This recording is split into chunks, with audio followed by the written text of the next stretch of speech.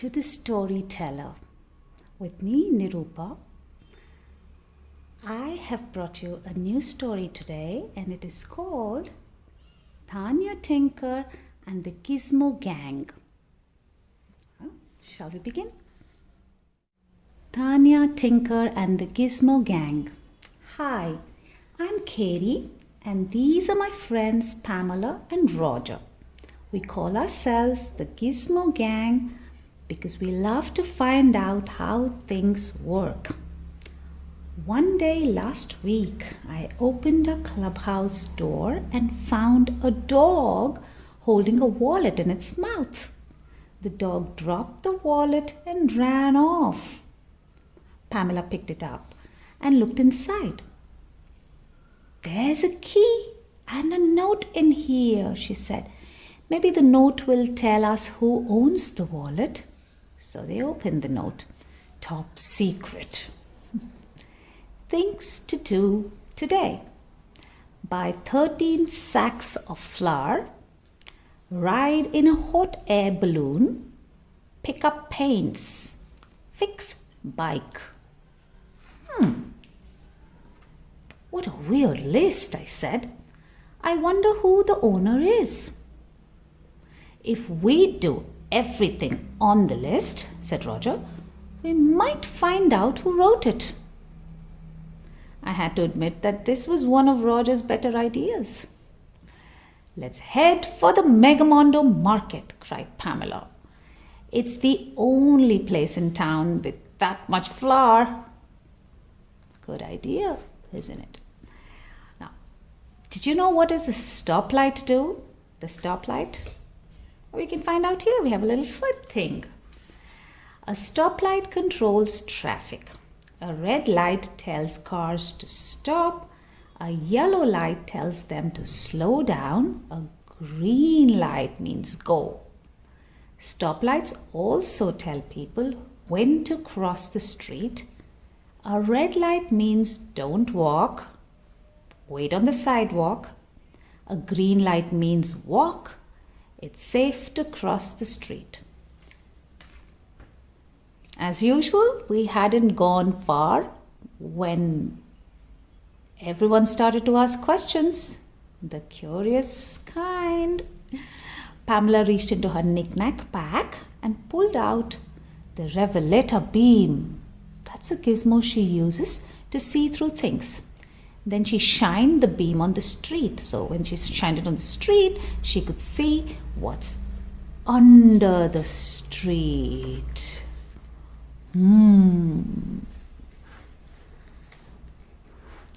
There, can you see it now? Yeah. "Wow," said Pamela. "You won't believe what's going on down there." We all took a look. Pamela was right. Do you see the number of things that happens here? Now, right at the bottom, there are the sewage pipes that carry waste and dirty water away from homes. The blue one here is water pipes. Water is collected in big pools called reservoirs. It is pumped to the city through tunnels and these pipes. Then we have electricity, which is generated in a power station. These thick cables then carry it to all parts of the city or town. These are telephone signal lines that travel through wires like these, bundled together in these cables. It goes in these. The green one is for natural gas that is pumped through these pipes to people's homes where it is burned for cooking and heating. Most of the things you need to live comfortably. Let's see what happens next. At last we got to the Megamondo market. I headed for the flour, but all I found were empty shelves.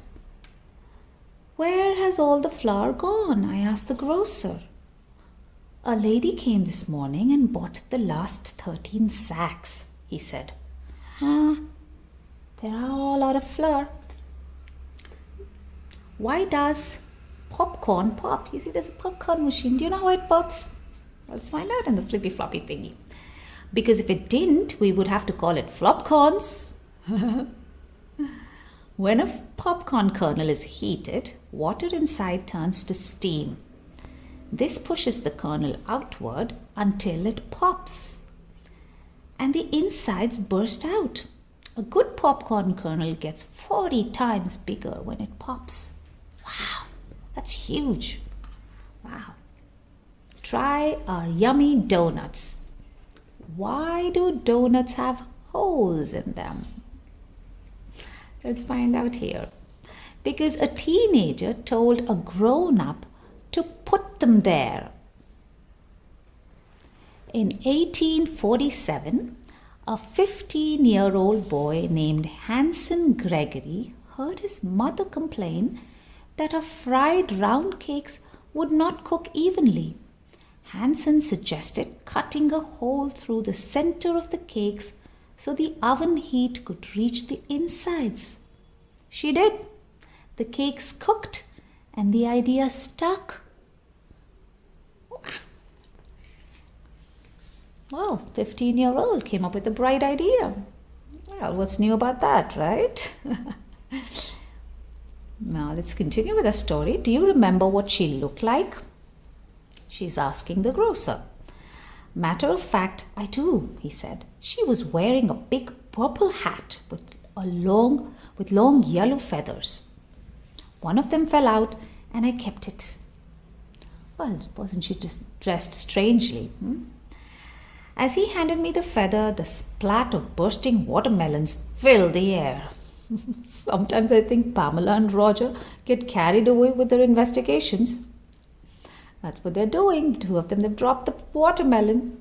Why does a watermelon have so many seeds? We have a little question, and that's what has happened to Roger.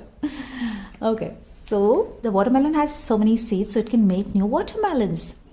The juicy red fruit surrounds an average of 425 seeds. Have you ever tried to count them all? The fruit tastes good, but its real job is to protect the seeds. If buried in the ground and kept wet, the seeds will sprout to make new plants, just like all other fruits do and just like all other seeds do. Now there's a little kitty cat. Ow! She's looking at the milk. Now, where does milk come from? Oh, there's another one here. Licky licky. Where does the milk come from? Let's find out. Milk comes from cows. On a small farm, the farmer milks the cow by hand. On large farms, a milking machine pumps the milk out of the cow's udders. A cow can produce 160 glasses of milk in a single day. I think that's a huge whole lot. What happens next? What's next on the list? Pamela asked me. A ride in a hot air balloon, I told her. Where in the world can we find one of those? She asked. Roger dug out his brainiac. It's his pocket computer, and called up a list of city sights. At the airport, he announced. We hopped a train and headed for the airport. Along the way, we asked Brainiac the toughest questions we could think of. Now, one of the questions there is, how is a tunnel built? You've seen those, right? Tunnels. How are they built? Well, this little floppy flippy flip thing says, first, small holes are drilled in the rock. Second, the holes are packed with dynamite. Third, the dynamite is exploded. Kaboom! After the blast, the broken rocks are removed, leaving a tunnel. Steel beams like these hold up the roof so the tunnel cannot cave in or doesn't cave in, right? That's the little training there going on. Why is the sky blue?